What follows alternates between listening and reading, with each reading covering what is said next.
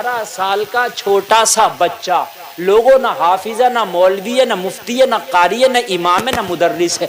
12 साल का बड़ा गरीब सा बच्चा है, बाजारों में मजदूरियां करता फिरता। किरदार अगर अच्छा हो तो बड़े बड़े बादशाह तुम्हारे सामने झुक जाएंगे।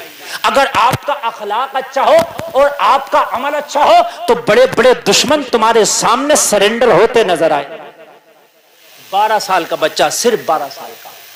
तवज्जो करना, एक बहुत बड़ा गुनहगार, खताकार, शराबी, बदकार, जुआरी इंसान जो बगदाद का बहुत मशहूर था गुनाहों में। एक अल्लाह के बुजुर्ग हैं, अल्लाह के वली हैं, जिनका नाम है हबीब अजमी। कह दो सुभान सुभान। अपने मुरीदों में हबीब अजमी बैठे हैं। ये गुनहगार, शराबी, चोर करने वाला, डाका डालने वाला, लोगों शराबे पीने वाला हबीब अजमी की बारगाह में आके बोला, हुजूर अल्लाह ने मुझे बदल दिया, मेरे दिल की दुनिया बदल गई। हबीब अजमी फरमाते हैं क्या हुआ? कहने लगा, हुजूर बड़े बड़े लोगों ने मुझे समझाया मगर दिल पे असर नहीं किया। रात एक 12 साल का बच्चा आया और मेरे दिल की दुनिया बदल के चला गया। 12 साल का, सिर्फ 12 साल का। हबीब अजमी फरमाते हैं क्या हुआ? कहने लगा, हुजूर ये रात की बात है, हुजूर जब कल दिन निकला, सूरज निकला, तो मेरी बीवी ने मुझसे कहा आज शाम को घर पे बहुत बड़ी पार्टी होगी। पार्टी जिसमें शराबें चलेंगी, जिसमें रक्स सुरूर होगा, जिसमें जो है बड़े बड़े नाचने वाले नाचेंगे। मैंने अपने सारे दोस्तों की दावत कर दी, जिसके अंदर शराबियों की भी दावतें थी, जिसके अंदर जुआ खेलने वालों की दावत थी, जिसके अंदर सट्टा खेलने वालों की दावत थी। हुजूर जितने मेरे औबाश किस्म के दोस्त थे सबकी दावत कर दी, मैंने घर पे मदरू कर दिया।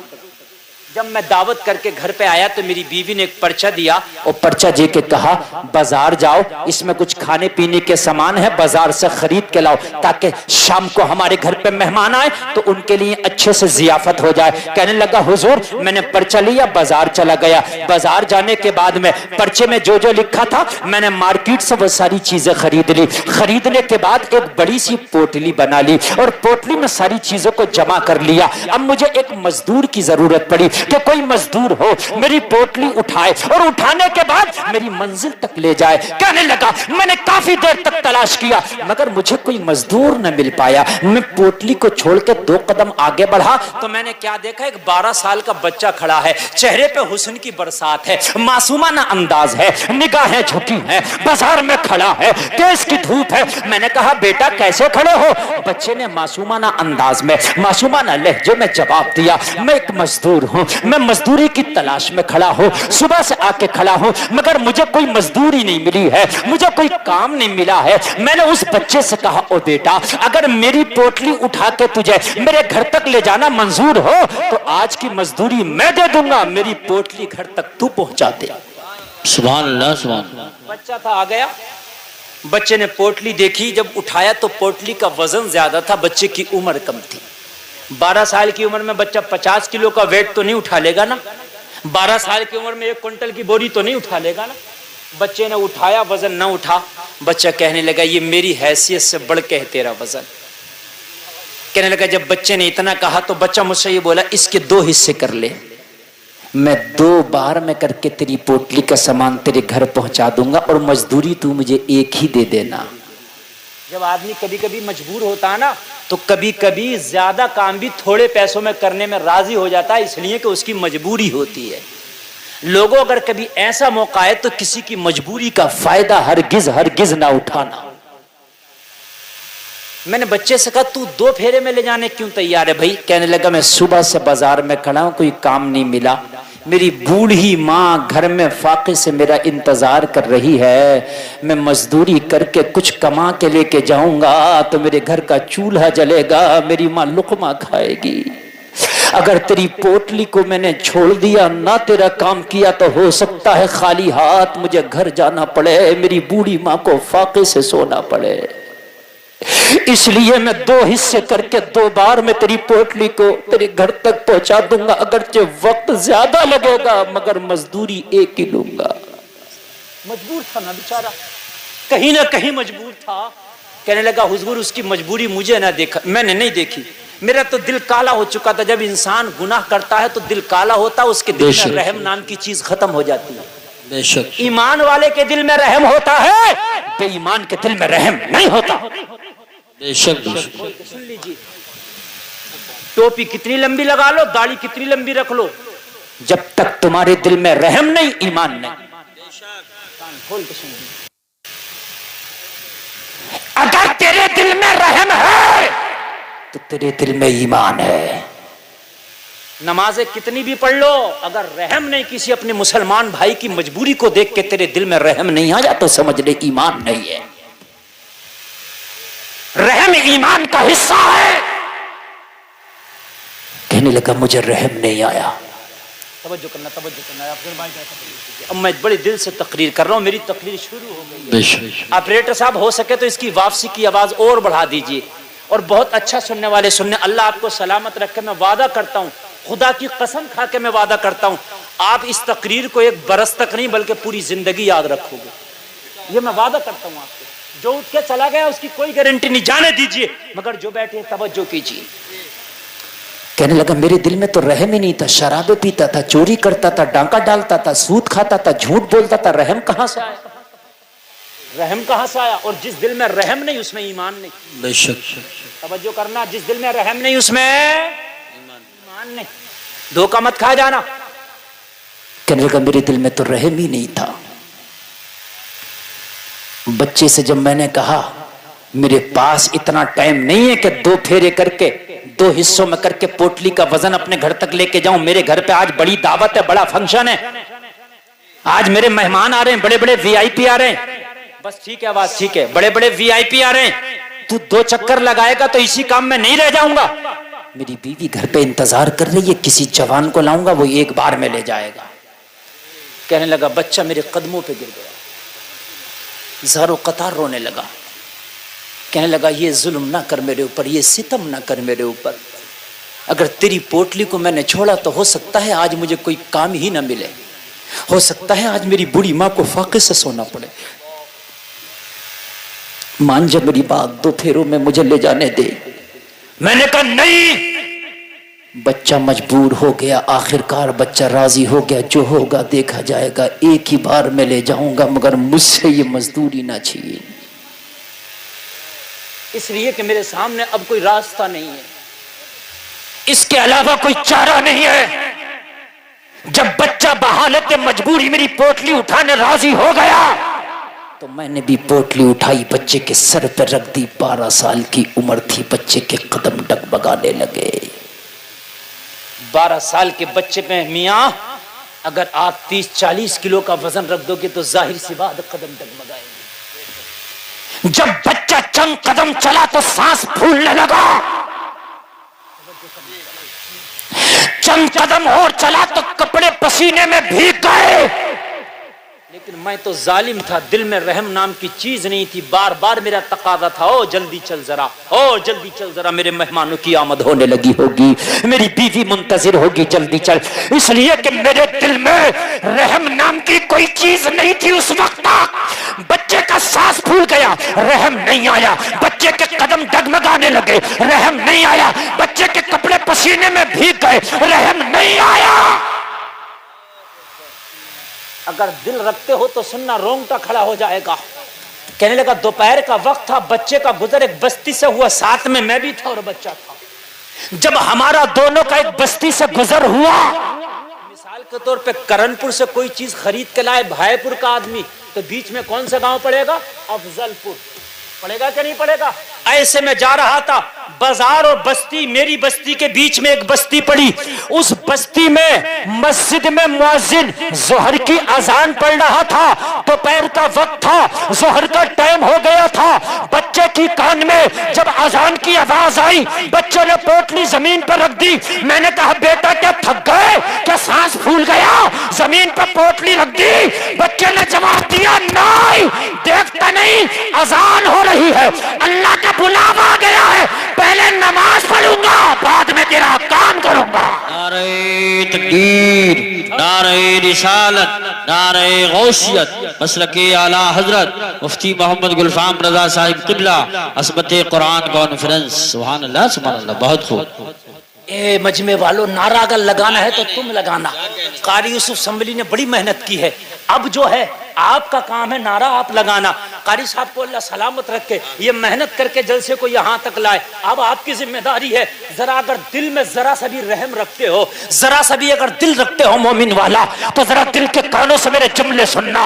बच्चे ने कहा कान खोल के सुन ले, मैं थक जरूर गया मगर पोटली रखने की वजह थकावट नहीं है। मेरे कदम जरूर डगमगा गए मगर कदमों की डगमगाहट तेरी पोटली रखने की वजह नहीं है। पसीने में कपड़े जरूर भीग गए मगर पसीना भी वजह नहीं है। वजह है ऐलाने नमाज। अल्लाह का बुलावा आया है, पहले नमाज होगी बाद में तुम्हारा काम होगा। क्या कहने हैं, जिंदाबाद जिंदाबाद, बड़ा प्यारा वाकया। सुभान अल्लाह। मैंने इतना कहा तो हबीब अजमी की बारगाह में ये शख्स बैठा था, अर्ज करने लगा हुजूर में हक्का बक्का रह गया। 12 साल की उम्र, नमाज का ये जज्बा। मुझे तो जिंदगी गुजर गई डांके डालते, मुझे तो जिंदगी गुजर गई झूठ बोलते, मैंने तो जिंदगी में कभी मस्जिद का रुख ही नहीं किया। 12 साल की उम्र और नमाज का ये जज्बा। मैंने कहा बेटा अगर मैं नमाज की इजाजत ना दूं, क्योंकि आप मेरे मजदूर हो ना, मजदूर आप मेरे हो ना। लोगों जरा गौर करना, ए बेटा जरा खामोशी से बैठो, जरा सुनो, जरा गौर करना। बड़ी जालिम हो गई हमारी कौम। एक बात बता दूं, एक बात रोक के आपको, एक जगह एक गांव का किस्सा है, अगर आप कहोगे तो उस गांव में ले जाके भी खड़ा कर दूंगा, मगर मैं गांव का नाम नहीं लेता, ये चैनल बहुत चल रहा है। उस गांव के अंदर जब मजदूरों को लेके जाया जाता खेतों में काम करने, तो लोग मस्जिद के इमाम को भी लेके जाते, मजदूरी पे, सही बता रहा हूं मैं, मजदूरी पे धान लगवाते, उससे गेहूं कटवाते, और सबको 350 मजदूरी देते, इमाम को 300 देते। मैंने इमाम से पूछा तुझे 50 कम क्यों देते हैं? कहने लगा हजरत मैं जोहर पढ़ाने आता हूं बीच में, इसलिए 50 मुझे कम देते हैं। हाय हाय, हम कहते हैं यजीद यजीद यजीद, यजीद के कोई और काम थे, ऐसे ही कारनामे थे। सही बात है। यजीद के क्या सींग लगे थे? अपने कारनामों से तो यजीद था वो। अल्लाह अल्लाह, मैंने कई तकरीरें की हैं इस पर। उस इमाम की तनख्वाह भी बढ़ी, उसे मजदूरी पे ले जाना बंद कर दिया। ये कौम के हाल हैं हमारी। और फिर कहते हैं दुआएं कबूल नहीं होती, हजरत बरकत नहीं होती। कहां से बरकत होगी? रहम नाम की चीज जब तुम्हारे सीनों से निकल गई है तो। मैंने उससे कहा तुम मेरा मजदूर है, अगर मैं नमाज पढ़ने ना दूं तो, अगर मैं नमाज पढ़ने ना दूं तो मैंने मजदूर है ना मेरा। बच्चे का जवाब सुनोगे तो तड़प जाओगे मुसलमानों, तड़प जाओगे यार। 12 साल का बच्चा, जवाब सुनो बच्चे का। बच्चा कहने लगा इस वक्त की कीमत तूने 3 दिनार ले लिए, 3 दिनार तेरी मेरी मजदूरी तय हो चुकी है। कितनी तय हुई है? कितनी तय हुई? जोर से बोलो। 3 दिनार मजदूरी तय हो चुकी है। इस वक्त की कीमत तूने मुझे अदा की है, ये वक्त का मालिक तू हो गया है। हाँ तेरी बात सही है, तू नमाज पढ़ने की चाहे तो इजाजत ना दे, लेकिन सुन मुझे 1 दिनार मजदूरी कम दे देना, मगर नमाज पढ़ने की इजाजत दे दे। सुभान अल्लाह। नारे तकबीर, नारे रिसालत, नारे गौसियत मसलके आला हजरत मुफ्ती मोहम्मद गुलफाम रजा साहिब किबला। सुभान अल्लाह। नमाज पढ़ने की इजाजत दे दे, 1 दिनार कम दे देना। तूने 3 दिनार में ये वक्त खरीदा है, ये जो मेरा वक्त है 3 दिनार में खरीदा है। मैं 1 दिनार कम करता हूं तो लिहाजा कुछ वक्त भी तुझे कम करना होगा। यार 8 घंटे के लिए आप मजदूर लाए 500 रुपए में, है ना, और दोपहर में आप 300 और 400 में ले आते हो, बात है कि नहीं है? तो वक्त कम तो पैसा था। कहने लगा 1 दिनार कम कर दे और मुझे नमाज के लिए इजाजत दे।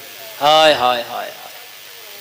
हबीब अजमी की बारगाह में अर्ज करता हुजूर मैंने बच्चे से पूछा तेरी माँ शाम को तुझसे अगर हिसाब लेने लगी, बेटा रोजाना तो 3 दिनार कमा के लाते थे, आज 1 कम क्यों लाए हो? तो माँ को हिसाब क्या दोगे? लोगों सुनोगे तो तड़प जाओगे, तड़प। कहने लगा जब मैं शाम को मजदूरी करके घर पे वापस जाता हूँ, अपनी माँ के हाथ में मजदूरी का पैसा देता हूँ, तो मेरी माँ मजदूरी का हिसाब बाद में लेती है, उससे पहले एक हिसाब और लेती है। कहा वो हिसाब कौन सा है जो मजदूरी के पैसे से पहले लेती है? कहा जब अपनी माँ के हाथ में पैसा दे के कहता हूँ माँ आज की मजदूरी का पैसा है, तो मेरी माँ कहती है ये पैसा बाद में देना, मेरे लाल पहले पहले ये बता, जोहर कहाँ पढ़ के आया है, असर कहाँ पढ़ के आया है, मगरिब कहाँ पढ़ के आया है? अगर एक टाइम की नमाज भी छूट जाए तो मेरी माँ मेरी मजदूरी का पैसा नहीं लेती, कहती है जो पैसा नमाजें छोड़ के कमाया गया हो उस पैसे को खर्चे में नहीं लाऊंगी। फाके से सो जाना मंजूर है, मगर बेनमाजी का कमाया गया पैसा मुझे खर्च करना मंजूर नहीं। है क्या कहने हैं, जिंदाबाद जिंदाबाद, सुभान अल्लाह सुभान। मेरी माँ पहले नमाजों का हिसाब लेती है, मेरी माँ मुझसे पहले सजदों का हिसाब लेती है। और लोगों, तुम्हारे बच्चे भी सऊदी कमाने जाते हैं, किसी का दुबई कमाने जाता, अरे अपने बेटों से कह के भेजा करो मेरे लाल, चाहे 4 पैसे कम कमा लेना मगर नमाजें पढ़ के कमाना, तेरी कमाई में अल्लाह बरकत करेगा। बेशक बेशक। हम क्या कह के भेजते हैं, हम क्या कह के भेजते हैं, बेटे सऊदी जा रहे हो, दुबई जा रहे हो, फलाने का बेटा 40,000 रुपए महीना डाल ला, 50,000 रुपए महीना डाल ला, और बेटे जरा तुझे भी उससे कम नहीं कमाना। हाँ, ये ना कहो, ये जरूर कहो मेरे लाल, चाहे चंद सिक्के कम कमा लेना मगर नमाजें पढ़ के कमाना। बेशक बेशक, सुभान। कुर्बान जाइए। कहने लगा अगर मैंने आज नमाज छोड़ दी तो मेरी माँ फाके से सो जाएगी मगर मेरे इन पैसों को कबूल न करेगी, इसलिए मुझे 1 दिनार कम दे दे, मुझे नमाज की इजाजत दे दे। कहने लगा बच्चे ने इतना कहा था, मेरा सख्त दिल था, पत्थर दिल था, मगर बच्चे के जुमलों ने मेरे दिल को पिघला कर रख दिया। सुभान अल्लाह। दिलों पे तलवार का असर कम होता है, किरदार का असर ज्यादा होता है। कहने हैं, वाह वाह वाह, बहुत अच्छा जुमला है। ये दिल ही एक ऐसी चीज है जहां तोप और बारूद का असर कम होता है, अखलाक का असर ज्यादा होता है। कहने हैं मुफ्ती साहब, हक फरमाया। मक्का वालों ने जो अपने आप को सरेंडर किया था नबी की तलवार के सामने नहीं, आमिना के लाल के किरदार के सामने सरेंडर कर दिया था। बहुत खूब, बहुत खूब, बहुत अच्छा जुमला बोला। कहने लगा जब बच्चे ने ये जुमला बोला ना, मेरी माँ नमाजों का हिसाब लेती है, तो दिल में मोहब्बत का चिराग जल गया। और जब मोहब्बत का चिराग जला ना, दिल में रहम आया, तो मैंने कहा बेटा जब ये बात है तो जब नमाज पढ़ ले, मजदूरी भी पूरी दे दी जाएगी। सुभान अल्लाह, सुभान अल्लाह। पूरी 3 दिनार मजदूरी दूंगा, एक भी कम नहीं करूंगा जब नमाज पढ़ ले। तेरी मोहब्बत इस सीने में जाग उठी है।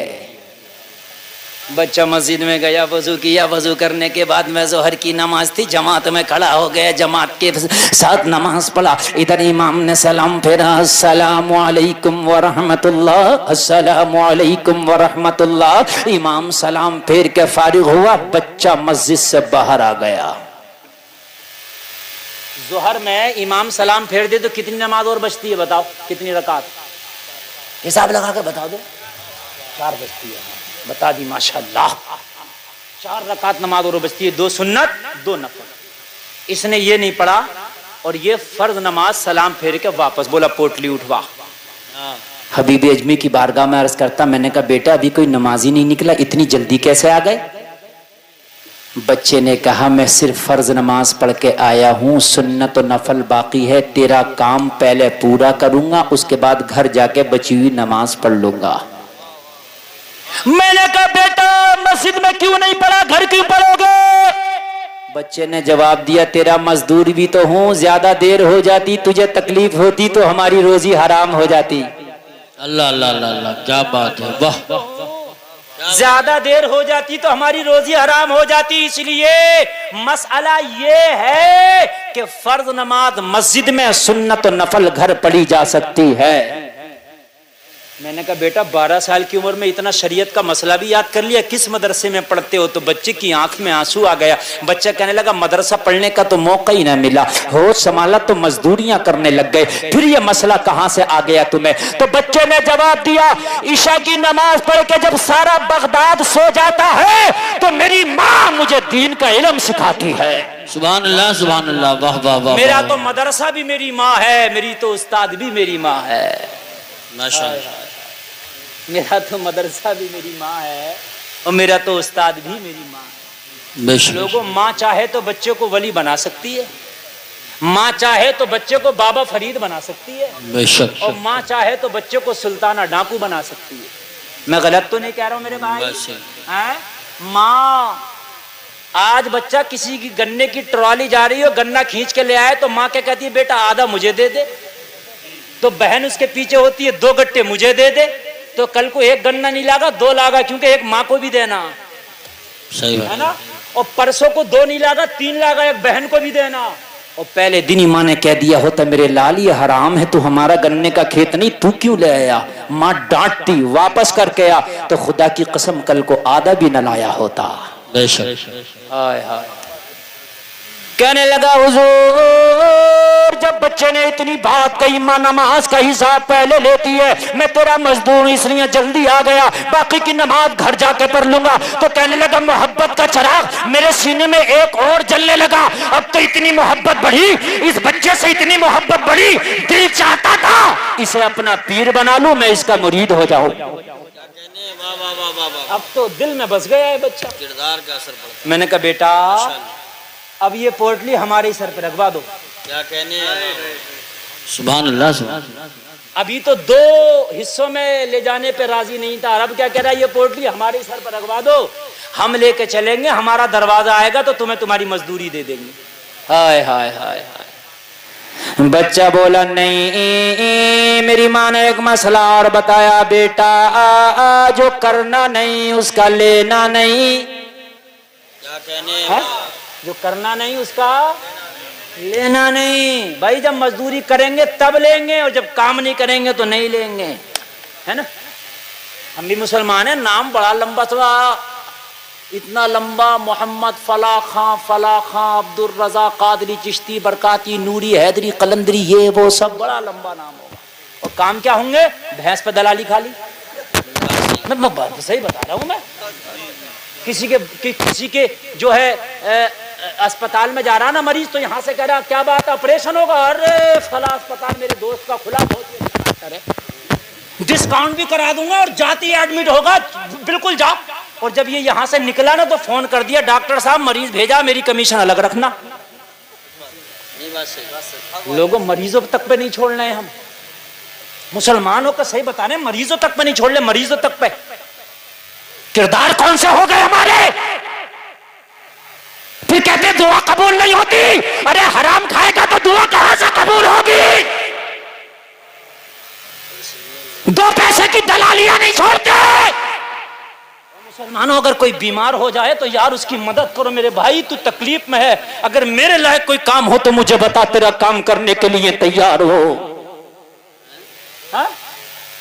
लेकिन हमारा मौका लगे तो खुदा की कसम 2 पैसे की दलालियां ना छोड़ें, फिर कहते हैं दुआएं ना कबूल होती, घर में बरकत नहीं आती। कहने लगा मेरी मां ने कहा, हो मेरे लाल, जो करना नहीं उसका लेना नहीं। अरे तवज्जो है कि नहीं है।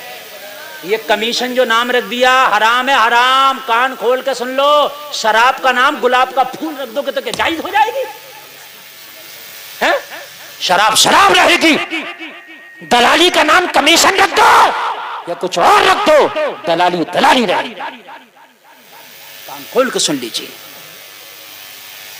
कहने लगा नहीं चाहिए, पोटली मेरे सर पर रखा, और मेरे सर पर रखाने के बाद जब तेरा काम पूरा करूंगा तभी तुझसे ते मजदूरी लूंगा। कहने लगा बच्चे के सर पे पोटली तो रखा दी, मगर सर पे पोटली बच्चे के थी, वजन हमें लग रहा था। मोहब्बत जो हो गई थी। लोगों महबूब की खुशी अपनी खुशी होती है, महबूब का गम अपना गम होता। अब बच्चा चल रहा था, कभी मैं दाएं था, कभी मैं बाएं था, कभी मैं आगे था, कभी मैं पीछे था, बच्चे के साथ चल रहा था, दुआ कर रहा था, या अल्लाह मेरा घर जल्दी आ जाए, या अल्लाह मेरा घर जल्दी आ जाए, या अल्लाह मेरा घर जल्दी आ जाए। कैसे कैसे करके मेरा घर आया। बच्चे ने पोटली जमीन पर रखी, बच्चा बोला मेरी मजदूरी ला। मैंने कहा बेटा अभी घर में जाता हूँ, बीवी से तेरे 3 दिनार ला के देता हूँ, सारा पैसा बाजार में खत्म हो गया। घर के अंदर गया, बीवी से कहा शरीक हयात मजदूर खड़ा है, 3 दिनार दे दो, उसकी मजदूरी दे के आना है। बीवी थैले से 3 दिनार निकालने लगी। मैंने मजदूर का किस्सा बताया। बेगम क्या बताए, जो मजदूर है बड़ा लाजवाब है, जो मजदूर है बड़ा ही नेक है, बड़ा ही सोना है, बड़ा ही सुंदर है, बड़ा ही अच्छा है, बड़ा ही प्यारा है, लाजवाब बच्चा है। जब मैंने बीवी से इतना कहा तो बीवी बोली शराबियों को घर में लाता है, जुआरियों को घर में लाता है, डाकों को घर में लाता है, चोरों को घर में लाता है, अल्लाह वाला आया तो दरवाजे पे छोड़ आया, अरे उसे भी घर में ले आ, उसके कदम की बरकत से मेरे घर में रब की रहमत झमाझम बरसेगी। नारे तकबीर, नारे रिसालत, नारे गौसियत, मसलके आला हजरत, उलमाए अहले सुन्नत। सुभान अल्लाह। शराबियों को, जुआरियों को, कबाबियों को सबको घर में लाता था, एक अल्लाह वाला दरवाजे पे छोड़ आया, घर में ले आना। घर में लाएगा तो उसकी कदम की बरकत से मेरा घर रब की रहमत से मामूर हो जाएगा। लेके कहने लगा हुजूर मैं दरवाजे पे आया, मैंने बच्चे को 3 दिनार दे के बोला बेटा दोपहर का वक्त हो गया है, तुम्हें भूख लगी होगी, तुम्हारी मजदूरी मैंने दे दिया है, बेटा मेरे घर में चल के मेरा दस्तरखान तैयार है, चंद लुक़मे खा लेना, तुम्हारा पेट भर जाएगा, मेरे दस्तरखान पे बरकत हो जाएगी। सुभान अल्लाह। जब मैंने इतना कहा तो बच्चे ने मना कर दिया, नहीं खाऊंगा, सुनोगे तो तड़प जाओगे। बच्चे ने क्या कर दिया? मना। मैंने कहा बेटा क्यों नहीं खाएगा, मैं पैसा नहीं काटूंगा खाने का, मैं फ्री में खिलाऊंगा। बच्चे ने कहा कैसे खा लें, हमारा रोजा है। सुभान अल्लाह, सुभान अल्लाह। कैसे खा लें, हमारा रोजा है। मैंने कहा बेटा रमजान का तो महीना नहीं है। बच्चे ने कहा क्या करें, माँ की गोद में आंख खोल के जब होशियार हुए ना तो माँ को रोजे रखता देखा, हमारी भी रोजा रखने की आदत सी हो गई है। कहने लगा हुजूर अब तो मोहब्बत का एक चिराग और जल गया। सुभान अल्लाह। अब तो दिल चाहता था कि घर में लेके ही जाना। मैंने बीवी से कहा नहीं आएगा, बीवी घबरा गई, क्यों नहीं आएगा? कहने लगा रोजा है। बीवी ने कहा अब तो कोई आए ना आए वो जरूर आएगा जी। अब ये तो बच्चा वाकई नेक था, और जब शोहर ने बताया तो इसे तो भाई पूरा ईमान ले आई। ये भी बोली लेके जरूर आना। जब होम मिनिस्टर ने कह दिया लाना तो इसकी क्या ताकत ना लाए। होम मिनिस्टर का हुक्म था भाई। गया दरवाजे पे, कहने लगा बच्चे के सामने हाथ जोड़ के बेटा कुछ भी हो मेरे घर पे चल और थोड़ी देर के लिए मेरे घर पे मेहमान बन जा। बच्चे ने कहा मैं क्या करने तेरे घर पे मेहमान बनूं? हबीब अजमी की बारगाह में अर्ज करता हुजूर मेरे दिमाग में आ गया। मैंने कहा बेटा दिन में आराम कर लेना, शाम होगी ना तो रोजा इफ्तार के चले जाना। मैं तो बहाने ढूंढ रहा था घर में लाने के। बच्चे ने कहा दावत कबूल करना मेरे नबी की सुन्नत है, हमने तुम्हारी दावत को कबूल किया। बच्चे ने दावत को कबूल किया तो ऐसा लगता था जैसे किसी ने मुझे तख्त व ताज का मालिक बना दिया हो। सुभान अल्लाह, माशाअल्लाह। बच्चा घर के अंदर गया। बच्चा जब घर के अंदर गया मेरी बीवी के नजर पड़ी तो मेरी बीवी देखी तो देखती रह गई।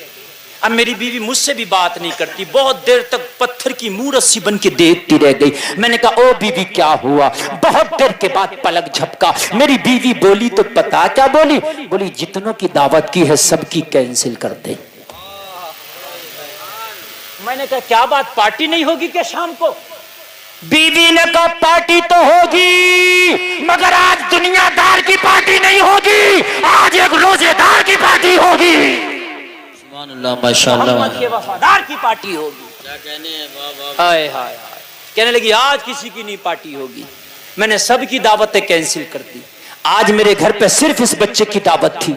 शाम हुई मेरी बीवी ने तरह तरह के खाने बनाए। सुभान अल्लाह। कहने लगे ऐसे खाने बनाए आज तक न बनाए।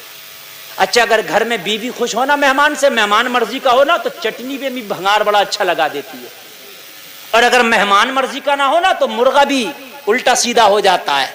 सही बात है, मतलब का अगर मेहमान हो तो अल्लाह अल्लाह। कहने लगा आज के खाने तो खुशबू पड़ोस तक जा रही थी, खाने बन चुके थे, मेरा मेहमान तैयार था, इफ्तार का वक्त आ गया, दस्तरखान लगा दिया गया। लोगों जरा गौर करो, कहता मगरिब की अजान हो गई, मेहमान ने इफ्तार कर लिया, नमाज मगरिब पढ़ के जाने लगा।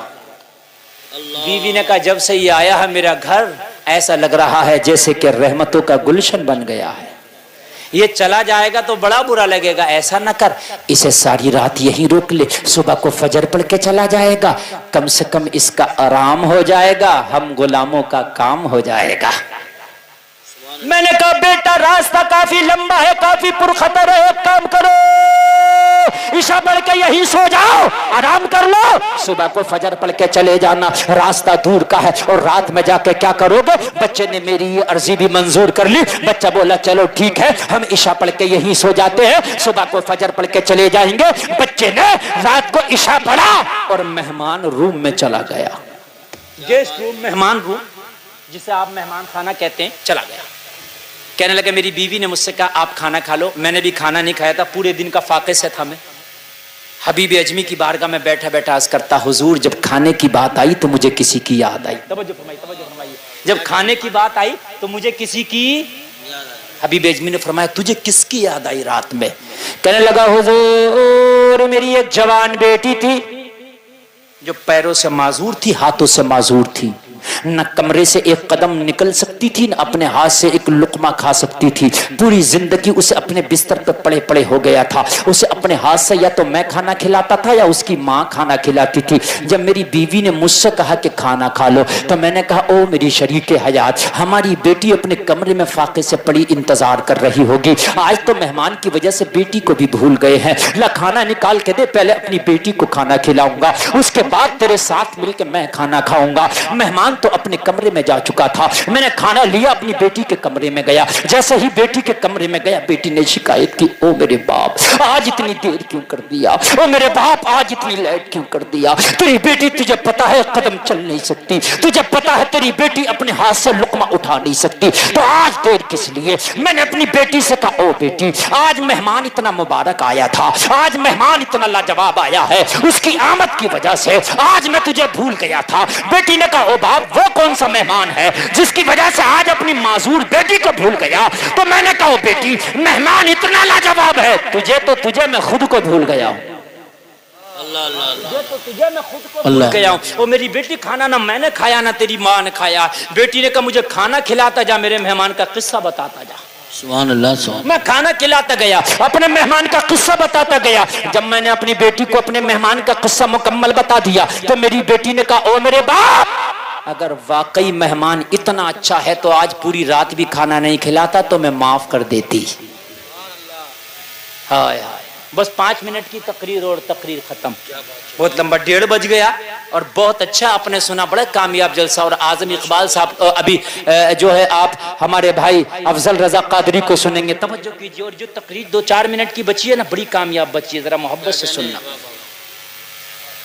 जब मैंने बेटी को पूरा किस्सा बताया तो बेटी खुश होकर बोली अगर पूरी रात भी खाना ना खिलाता तो मैं माफ कर देती।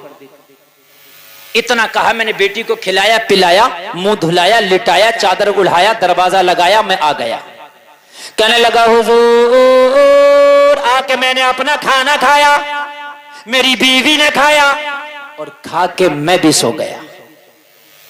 जरा सुनना, आधी रात आ गई, मेहमान अपने कमरे में, माजूर बेटी अपने कमरे में, मैं अपने कमरे में। मेरे घर का मेन गेट बंद था, सदर दरवाजा बंद था, मैं सो रहा था। आधी रात आई हुजूर, हबीब अजमी जो अल्लाह के वली की बारगाह में बैठा अर्ज करने लगा हुजूर आधी रात में मेरे दरवाजे पे किसी ने दस्तक दी, दरवाजा खोल।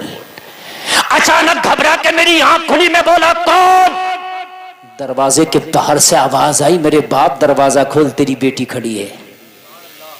जोर से बोल दो सुभान अल्लाह, सुभान अल्लाह। यार जो बेटी आज तक एक कदम ना चल सकी हो, जो बेटी आज तक एक लुकमा उठा के ना खा सकी हो, वो आज कह रही है खड़ी है। बोलो ताज्जुब की बात है कि नहीं है यार? जिस बेटी को खड़े होता देखने के लिए आंखें तरस गई, जिस बेटी को सलामत देखने के लिए आंखें तरस गई, आधी रात हुई तो बेटी कह रही है बाबा दरवाजा खोल, तेरी बेटी खड़ी है। हबीब अजमी की बारगाह में अर्ज करता हुजूर इतना सुना तो सांसें तेज हो गई, चेहरे पे पसीना आ गया। मौला जिस बेटी को दुनिया के हकीमों ने लाइलाज कर दिया, रातों रात कैसे सही हो गई? सुभान अल्लाह, सुभान अल्लाह। रात कैसे अच्छी हो गई? कह रही है खड़ी है। मैं जल्दी से उठ के मैंने दरवाजा खोला, दरवाजा खोल के क्या देखा, खुदा की कसम मेरी वही बेटी जो आज तक उठ ना सकी थी, वही बेटी जो आज तक कमरे से एक कदम बाहर ना निकल सकी थी, वही बेटी जो आज तक एक लुकमा उठा के ना खा सकी थी। आधी रात में जब दरवाजा खोला तो मेरी वही बेटी मेरे दरवाजे पे खड़ी है, पैर सलामत है, हाथ सलामत है, बदन सलामत है। मैंने गले से लगाया, पूछा पूछा मेरी बेटी ये कैसे करिश्मा हो गया? बेटी मुस्कुरा के बोली मेरे बाप जब तू खाना खिला रहा था तो मेहमान का किस्सा बता रहा था, तू तो खाना खिला के चला गया मगर मैं मेहमान के तसव्वुर में रात भर जागती रही, मैं एक लम्हे के लिए ना सोई, करवट पे करवटें बदलती रही। ओ मेरे बाप जब आधी रात आई दिल ज्यादा बेकरार हुआ तो रब की बारगाह में मैंने दुआ की, मेरे मौला मुझे दुनिया के डॉक्टरों ने ला इलाज कर दिया है, मुझे दुनिया के हकीमों ने ला इलाज कर दिया है, मुझे दुनिया के तबीबों ने ला इलाज कर दिया है, ए मेरे परवरदिगार लेकिन तू नेक लोगों के सदक़े में दुआओं को कबूल करता है। मेरा बाप मुझे बता के गया है जो आज मेरा मेहमान बना है बहुत ही नेक बच्चा है, अगर वाकई नेक है तो उसके सदक़े में मुझे शिफा दे दे। इतना कहना था कि मेरे हाथ सलामत हो गए, मेरा पैर सलामत हो गया, मेरा बदन सलामत हो गया। बाप ने इतना सुना तो झूमता जा रहा था, ऐलान करता जा रहा था जब उनके गदा भर देते हैं शाहाने जमाना की झोली मोहताज के जब ये आलम है मुख्तार का आलम क्या हो। नारे तकबीर, नारे रिसालत, नारे गौसियत, मसलके आला हजरत। मुख्तार का आलम क्या होगा? तो बेटी झूमती जा रही थी, ऐलान करती जा रही थी, निगाहे वली में वो तासीर देखी बदलती हजारों की तकदीर दे। सुभान अल्लाह, सुभान अल्लाह। बहुत मेहमान का सदका है कि अल्लाह ने मुझे शिफा दे दी है। सुभान हाय हाय कहने लगा जब मैंने बेटी के ये जुमले सुने ना तो दिल बाग बाग हो गया। 2 मिनट और सुन ले जरा, दिल बाग बाग हो गया। अब तो दिल अपनी जगह काबू में ना था, दिल ठिकाने ना था, धड़कनें बहुत तेज हो चुकी थी, बेटी की हालत देखी थी तो अब तो बस रब का शुक्र था जबान पे। मैंने कहा बेटी चल मेहमान का शुक्रिया अदा कर दे यार, जिसकी वजह से अल्लाह ने तुझे शिफा दी उसका शुक्रिया ना अदा कर दे। कहने लगा बेटी का हाथ पकड़ा और मेहमान के कमरे में ले गया, दरवाजा खोला, कमरा खाली, बिस्तर से मेहमान गायब था। अल्लाह अकबर। मेरी बेटी ने कहा ओ बाप इतना अच्छा मेहमान कहाँ चला गया? कहने लगा मैंने बिस्तर को गौर से देखा तो एक कागज का टुकड़ा बिस्तर पे मेहमान छोड़ के गया था। मैंने कागज का टुकड़ा उठाया, खोल के पढ़ा तो उसमें लिखा था मैंने तेरा घर छोड़ दिया है इसलिए कि मेरा राज खुल गया है।